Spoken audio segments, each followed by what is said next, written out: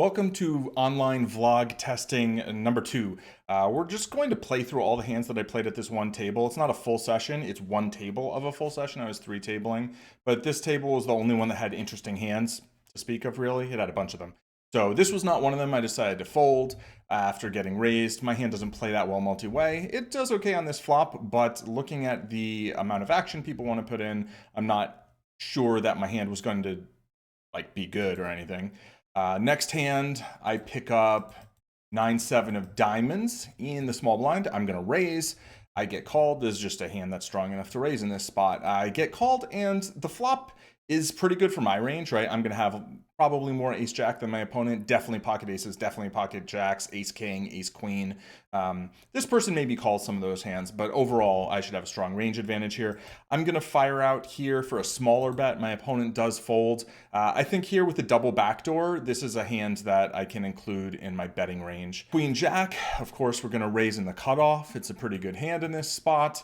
I flop nothing. 2 overcards, right? And a backdoor straight draw. Like I need a 9 and a 10. I decided to fire with this one. I think we could check it back. I don't think I'm betting range here, but I go for the smaller sizing. I do get called. The turn gives me a gut shot, and I feel like this is enough to check back with. The problem kind of with this card and barreling is that a lot of the hands that my opponent peeled with are going to hit this card, right? 5-6, 5-9, 6-9, 9-10, 9 jack, jack 10. So I don't think it's a great card to get folds on. I do river top pair, and my opponent bets pretty close to pot, maybe 80% pot. I'm going to snap this one off with, a rivered top pair. I think they could bet a smaller pair for value, probably a hand like 9-10, maybe you can try and value bet or something. And then they can also just have all sorts of bluffs, which they do. They have king 4 with, I guess, a double backdoor. So I win that one. Now I pick up queens in the big blind. There's a raise and a cold call. I'm going to 3-bet this. Against a raise from the low jack, I could sometimes consider just flatting this hand, but once there's a cold caller, I'm very happy to, get it in against that short stack if possible. And I do end up heads up against them with a stack to pot ratio of barely over 1. So I bet kind of larger on this board. I think I could go even smaller. I could bet 8, 6, whatever. I really have a lot of options here. I kind of feel like I want to get, I would prefer a smaller sizing here. I think this sizing is a little big. But a player like this, I think maybe they're going to call with 7s and 6s regardless of what I bet. So, and then if there's a 10, we're just going to get the chips in probably. Hopefully they didn't have 7s. I'm going to rip it in anyway, and they decide, no thanks. I have king 10 suited in the cutoff. It folds to me. I'm going to raise this hand.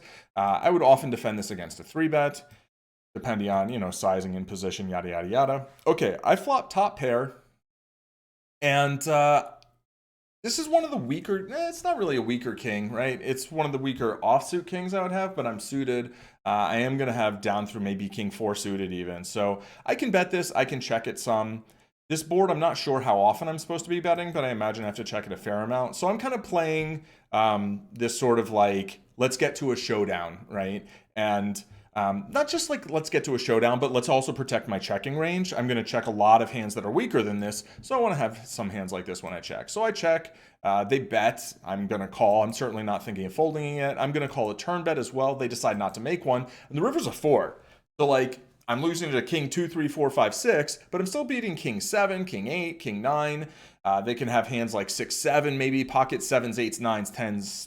Even a player like this maybe could have jacks or queens. So I think it's a pretty clear value bet. I go for about 3rd pot, kind of a block sizing, but trying to make one that doesn't look too obviously block sizing. I also think I can get some value here. So I do get called, and I think I'm maybe getting value owned by myself. So anyway, I think if I check it to them, they might bet bigger. They might check it back.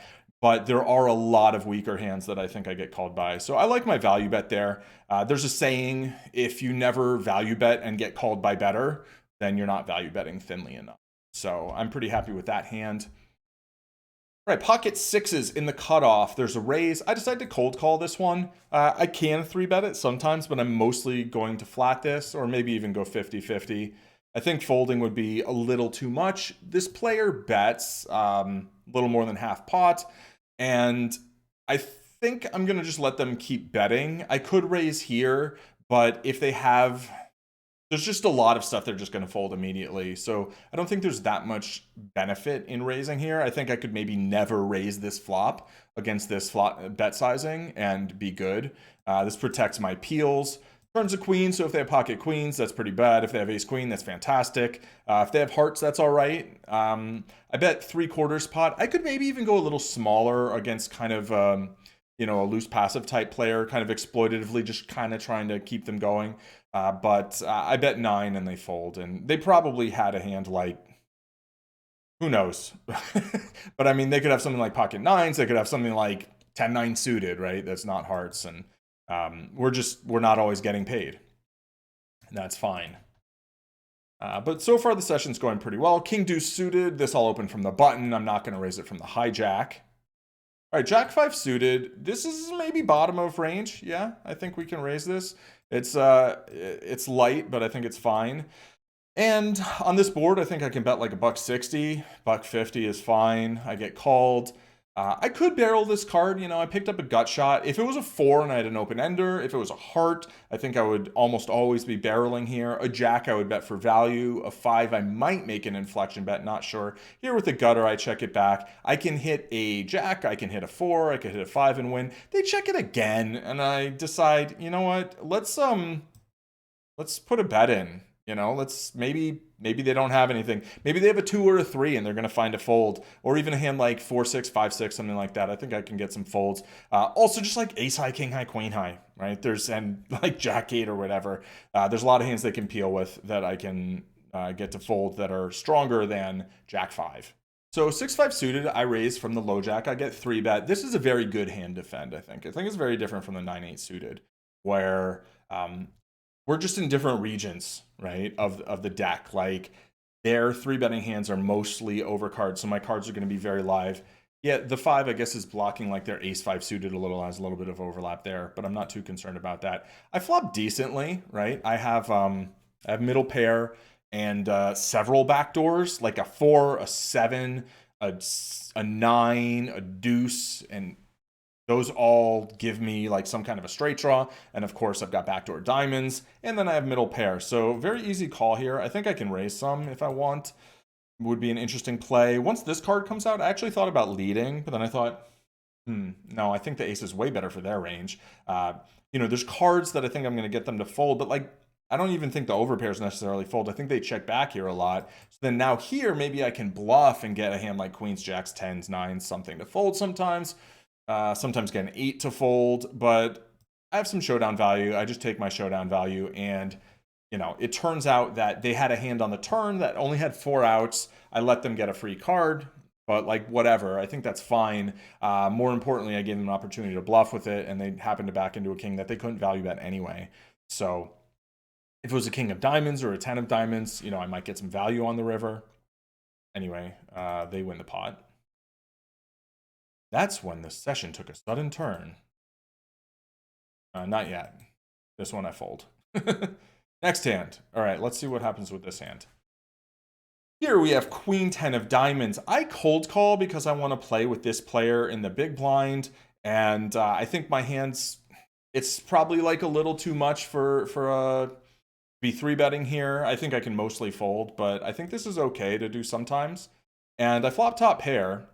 And I think about leading out, right? They're going to have a lot of overcards over here, and I put this player in a little bit of an annoying spot by leading out. When I check, if it goes check, check, and then if they bet, then I've got this like relative position issue going. But I decide to check anyway. There's a bet and a fold. So this is actually a pretty good scenario for me where the player here has decided to bet. So I'm going to call. I don't think I have enough to raise, really, and the turn doesn't really change much. If they bet, I'm probably going to call again. Here on the river, I think I can go for a value bet. I'm basically targeting a 9. I'm targeting some weaker 10s, like a 3, and just like some curiosity calls. I go pretty small, I believe. Yeah, I could go a little bigger. I think bigger would be fine, but this is sort of like a block bet, kind of a little bit of a mergey block bet, where I think my bet size here on the river is often going to be, like, I'm not going to have a lot of monsters, so I don't think I'm going to use a big sizing that often. And they call with jack 9, which seems fine, I guess. All right, finally, a hand I can play. Queen jack suited. Let's raise it up, and oh, everybody folds. Okay, of problem. No problem. Nothing to see here. Move along. Just folding these hands. You know, most of poker is just folding these bad hands. You just sit around, you fold, nothing happens, nothing happens. We're folding this one. This looks like some money's going in the pot anyway. Ooh, who's gonna win? You don't. I guess that person wins. Okay. Let's play a bigger pot, shall we? So it folds to the cutoff, who raises. I'm going to 3-bet 8-7 suited. I'm not going to do this 100% of the time. Maybe half the time bigger card on the left, then I'm going to do it. And I get called by the big blind and the cutoff calls. So, I pretty much need to make something. Maybe on a flop that's good for my range, I can just put a bet in and take it down some of the time. This flop, I believe, is pretty good for my range. Hands like ace-king, I think either of these players should have 4-bet. Either of them might flat them, but ace-queen, suited, stuff like that as well, right? I am going to have hands like kings, queens, jacks, tens that aren't in love with this, so I don't think I'm going to be betting range here or anything, certainly not multi-way. But I do think with my pair, I've got like a 5-outer against a random ace, so I'm going to put a bet out there. Sometimes maybe a hand like nines, tens, jacks is going to fold. Maybe not for this, but like if this player had it, it's kind of a tough spot for them because there's another player behind them, right? And then if that player has like king, queen suited or something, I'm just going to win the pot right now. And, but that's not what happens. I get called by both players, which is like, okay, I guess I'm done with I guess I'm not done with the hand. I've got 2 pair now. And I look at this and, they've got 68, they've got 81, so I've got like a 1 and change SPR. So I think I want to bet about half pot and basically just force people to commit here. I bet about half pot. I get jammed on. I called pretty quickly because my plan wasn't really to bet here to fold. Pocket 5s are a possibility. I mean, pocket 7s or pocket 8s may be possible, but it's hard to make those when I have an 8 and a 7 and there's one of each on board. Pocket aces also would be like a weird slow play that like, fine, they could have it, but if they have it, they have it. 2-pair combos are a little bit more concerning, but some kind of mid to big aces, maybe like ace X of hearts, something like that, seems quite possible. I call it off, and they have ace queen. And so fortunately they jammed because I don't know what I'm going to do on this river. I mean, maybe I can still jam, but it's like, it doesn't feel that good. It feels like it's harder to get calls at that point. But they jammed, and I won the pot. So that was fun. And then the very next hand, I got Jack 10 on the button, and I 3-bet and get called, and I flop a royal straight.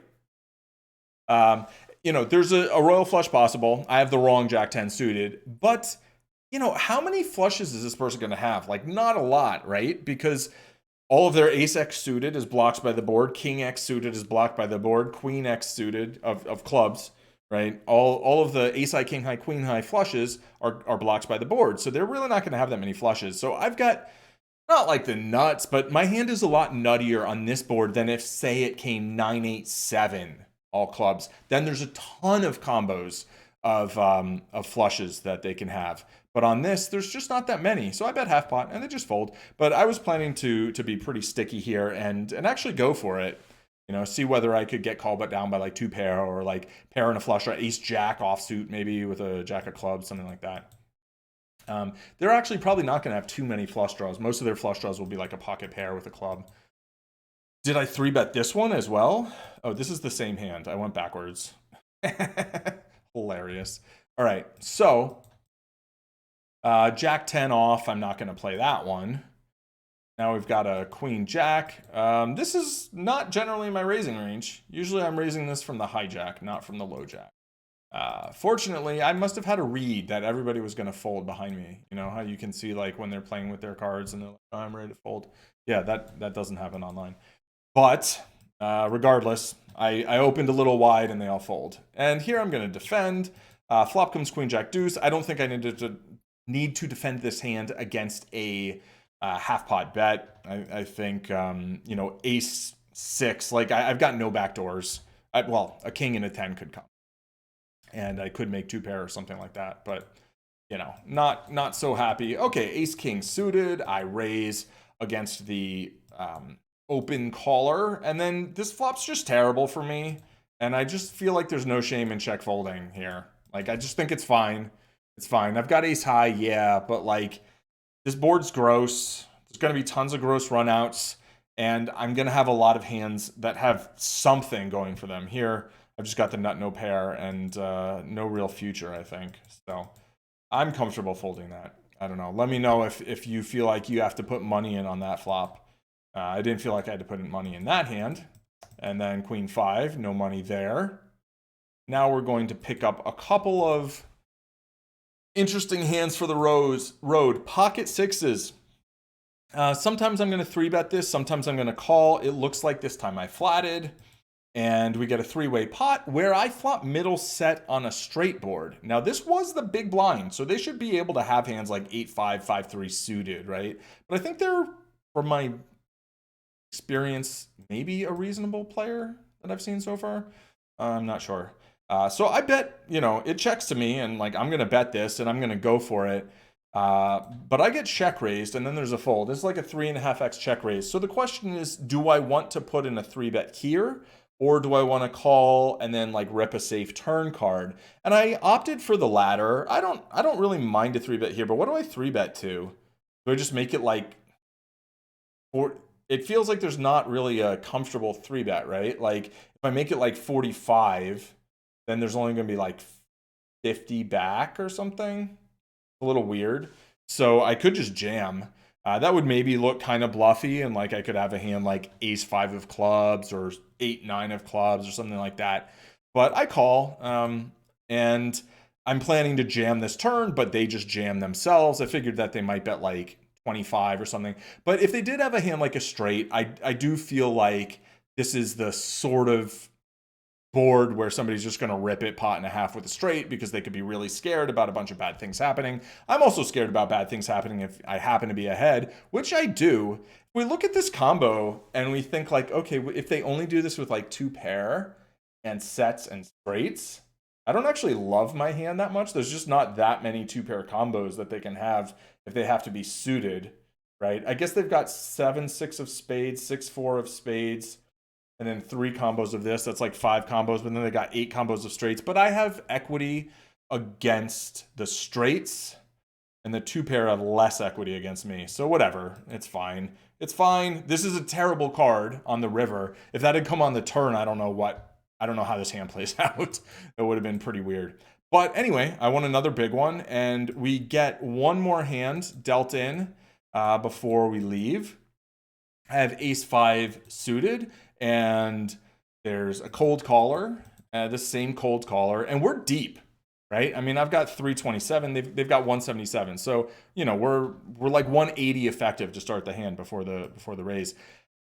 So on this board, I'm not going to be betting all the time. I'm probably going to use a large sizing at a small to medium frequency, right? I can bet hands like aces, ace king, kings, king king, 10-10, king 10 suited. I can have, because my opponent's kind of passive, really my advantage probably just lies in having like top set and like pocket aces, and ace king even maybe they can have, right? So we don't have as much a nuttiness advantage against someone who's not going to 3-bet us enough, right? I do feel like if I'm going to have bluffs that aren't really obvious, not flush draw, flush draw, combo draws, I'm going to have a lot of combo diamond draws here. I've got sort of a combo backdoor draw, right? I've got, I can catch a 2 and a 4. I could catch 2 hearts. I could catch a jack and a queen.